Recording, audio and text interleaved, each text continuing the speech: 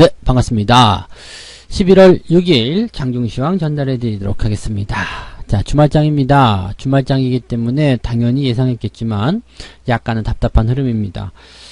일단은 상승 출발을 세게 만들어내게 되면 음봉이 나타날 가능성이 많다고 했죠. 이런 부분들은 주말장에서 나타나는 뭐 자연스러운 모습이라고 보셔도 괜찮을 것 같아요. 일단 그동안 많이 올라왔었던 부분 좀 있고, 또 아직 불확실성에 대한 내용이 계속 나오고 있기 때문에, 이 주말 동안에 어떤 상황이 벌어질지 모르겠다. 이런 불안감이 또 생길 수 있거든요. 그러다 보니까, 아직 결정이 되지 않은 상태에서 뭔가 결단 내리기 어렵다. 이런 식의 모양새인 것 같습니다. 그래서 약간의 어떤 경계성 매물이 좀 나왔을 수도 있겠고요. 지금 수급에 대한 동향은요, 일단 외국인과 그 다음에 기관, 개인, 이 세 가지 그 수급 주체들이 서로 간에 좀 치열하게 눈치 게임을 하고 있는 것 같은 느낌입니다. 그런 와중에 개인들의 어떤 매도가 좀 쏟아지고 있고, 또 외국인들의 매수가 들어가고 있는 구간이 바로 코스피 집중 포인트입니다. 그래서 이 코스피의 외국인 매수가 집중이 되면서 대형주의 포지션들이 좀 긍정적으로 바뀌고 있는데요. 코스닥 같은 경우는 외국인 매도가 제법 많은 편이고요. 코스피 같은 경우는 외국인 매수가 많이 들어오는 편입니다. 이것은 어떤 의미가 있냐면 개별주적인 이슈보다도 일단은 시장 전체에 따른 그런 경기 전망들이 긍정적으로 바뀌고 있다. 이런 식으로 받아들이셔야 되거든요. 그러니까 그런 흐름으로 본다면 뭐 시장이 가지고 있는 기초 체력이라든지 그 다음에 전망들은 나빠지지 않았다. 하지만 이런 단기적 변수들은 여전히 존재하고 있다. 이렇게 받아들이시는 게 맞는 전략일 것 같습니다. 자, 그래서 수급 주체별 매매 동향이라든지 이런 것들은 꼭 확인을 하셔야 되는 거 필요하다라고 말씀드릴 수 있겠고요. 매매를 절대 서두르지 마세요. 아직 불확실성에 대해서 많은 사람들이 안심하고 있는 것은 아니거든요. 그냥 기대치를 가지고 많이 올라오긴 했는데 너무 빠졌다 뭐 이런 부분들 때문에 또 올라온 것도 있겠지만은 이런 부분들이 있다고 하더라도 매매를 그냥 무턱대고 따라간다거나 또는 그냥 속단하는 거죠. 뭐 이렇게 될 것이다 라고 예측을 한다거나 그런 식으로 접근하시면은 곤란할 수도 있겠다라고 보시면 될 것 같습니다. 자, 차트 보면서 설명을 이어가도록 합니다. 종합주가지수가 일단 음봉이에요. 아침에 상승 출발하고 나서 조금 올라서긴 했는데 좀 다시 내려오는 모습. 그래서 음봉이 나타난 모습이고요. 추가적으로 더 떨어질 것인가에 대한 부분들은 아직 확실하지 않습니다. 일단은 외국인 매수가 받쳐주고 있는 상황이기 때문에 외국인 매수가 받쳐준 상태에서 주가가 많이 하락하는 일은 거의 없거든요. 그러니까 외국인이 매수를 많이 했는데 주가가 많이 폭락했다. 이런 일은 거의 없다 보시면 됩니다. 그래서 지금 상황을 그냥 딱 객관적으로 놓고 보면은요. 약한 조정 정도 나올 수 있겠습니다. 그런데 주가가 뭐 이제 밑으로 많이 밀려 내려간다거나 아니면은 뭐 상황이 바뀌어 버린다거나 이런 형태는 아직은 아니지 않겠는가라고 받아들이시는 게 맞을 것 같습니다. 그래서 일단 주가가 2400포인트 지지선 또는 더 아래쪽 본다면 2300 한 80, 70 요 정도 지지선이 나올 텐데 뭐 요 아래쪽까지 밀릴 것 같진 않아요. 왜냐면 1.6%, 1.7% 거의 2% 가까이 주가가 하락할 만한 어떤 악재는 지금 없는 상태거든요. 그러니까 이 상태로 본다라면은 2400포인트가 지지선 역할을 충분히 해내게 될 것이다 보시면 되겠습니다. 그래서 0.5% 안쪽 범위만 일단은 허용이 된다라면 주가의 흐름은 아직 양호하다 보시면 되겠습니다. 이 2400포인트가 이탈하게 되면은요. 또 심리적인 요인에서 어떤 특정 지수대가 깨졌다 뭐 이렇게 또 뉴스에 나오게 되고 심리를 또 흔들 수가 있습니다. 근데 생각해 보실 만한 부분은 우리가 2400포인트를 언제부터 그렇게 깨지면 안 되는 자리로 생각했느냐 이거죠. 그러니까 2400이라는 포인트는 상징적인 의미가 있겠습니다만 그 자리를 넘어섰고 또는 내려섰고 이런 부분들이 주가에 큰 영향을 주지는 않는다 보시면 되겠습니다. 그냥 시장은 현재 시점에서 더 개선될 수 있고 더 좋아질 수 있는 과정에 한 일부분을 통과하고 있는 상황이다. 이렇게 받아들이시는 게 맞을 겁니다. 자, 코스닥 같은 경우는 일단 조금 더 안 좋은 형태가 나타나고 있습니다. 이것도 마감에 좀 바뀔 수도 있겠습니다. 일단 60일 아래쪽까지 내려섰기 때문에 지금은 844포인트 정도가 지지선 역할을 하고 있는데요. 840포인트 근처까지 밀렸기 때문에 이 포인트에서는 약간은 좀 부담 이렇게 좀 보실 수도 있겠습니다. 그래서 좀 많이 밀렸다라고 판단하시면 될 것 같고요. 추가적인 하락보다도 횡보 아니면은 소폭 상승 이런 쪽을 좀 기대해 볼 수 있는 향후 추세를 생각해 보실 수도 있겠습니다. 따라서 지금 같은 경우는 일단 현재 위치를 유지해 주는 게 굉장히 중요하고요. 마찬가지예요. 840포인트라는 구간대가 상당히 좀 의미가 있는 구간이고요. 뭐 이렇게 특정한 어떤 포인트, 지지점 이렇게 만들어질 수도 있겠습니다만 사실 이런 수치상에 너무 그렇게 의미를 둘 필요는 없을 것 같아요. 그냥 800포인트 넘어간 것도 사실은 굉장히 코스닥에게는 좋은 일이었고요. 그 다음에 지난번 9월달에 있었던 900포인트도 당연히 넘어가야 될 하나의 그런 어떤 과정일 뿐인 그런 내용이 될 겁니다. 그래서 시장이 점차적으로 앞으로 좋아지게 된다면 이런 사례들은 계속해서 나오게 될 테니까 그런 부분들을 우리가 좀 잘 체크하시고 뭐 마음의 평화를 좀 얻으셔서 이렇게 좀 이렇게 뭐라 그럴까요? 주말장이고 해서 변동이 좀 나올 때 막 그냥 안달복달 한다거나 마음이 좀 불안하다거나 이렇게 되면 절대 안 되는 거예요. 그러니까 편안하게 시장을 지켜보시면 좋을 것 같아요. 네. 수급 동향 보겠습니다. 외국인이 지금 4천억 순매수입니다. 연기금은 거의 개입하지 않고 있는 상황이고요. 자, 지금 외국인의 매수가 4천억, 지금 시간이 아직 12시가 안 된 상황이란 말이에요. 근데 이렇게 짧은 시간 내에 외국인 매수가 이렇게 많이 들어왔다는 것은요, 오늘 한 7, 8천억 정도 수준까지도 매수세가 확장될 수 있다는 얘기죠. 어제 1조 1천억 순매수가 들어왔는데 오늘 또 거의 1조 원에 가깝게 순매수를 해주게 된다면 외국인들은 이제 방향을 확실히 틀었다고 보셔야 될 것 같죠.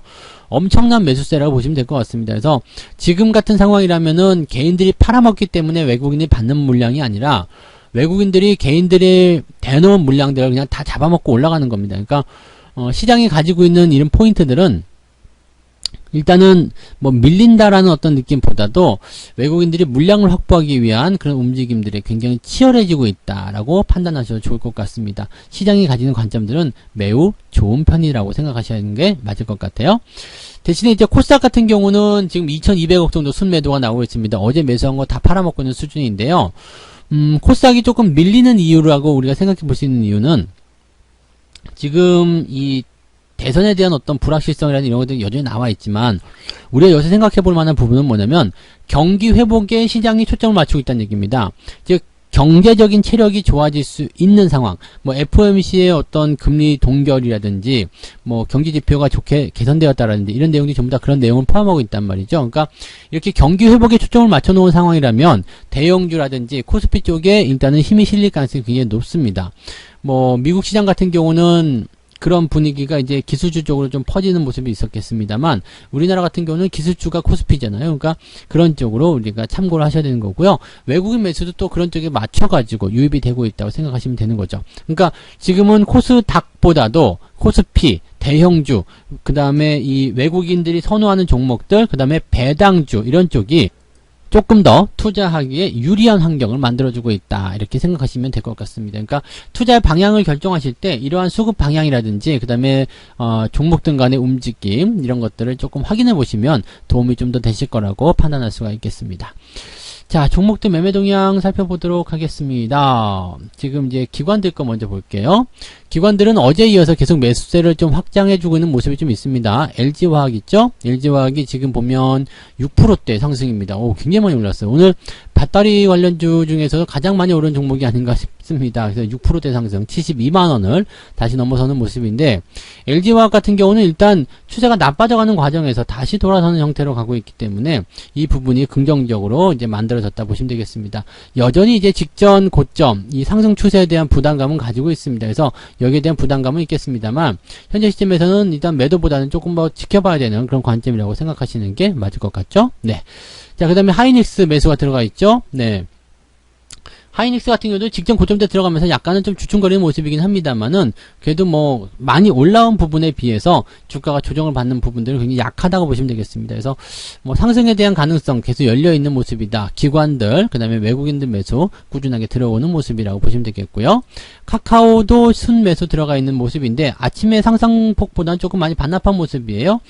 카카오 같은 경우도요. 지금 보면 이제 상승 추세가 굉장히 커져 있기 때문에 현재 시점에서 반등이 나온다. 물론 이제 이렇게 반등이 나오는 부분들을 계속 끌고 나갈 수 있는 상황이 되겠습니다만, 위쪽에서 연결되는 부분들이 저항대를 연결시킬 수 있기 때문에 상승에 대한 포인트가 마냥 올라갈 수는 없다고 보셔야 되는 거죠. 그러니까 이것이 단기 반등으로 끝날 것인가 아니면 정상적 추세를 돌릴 것인가에 대한 부분은 이제 이 이격을 어떻게 처리할 것인가에 대한 문제고요. 그 다음에 이평선의 정렬, 이런 부분들이 중요하게 작용할 것이라고 보시면 되겠습니다.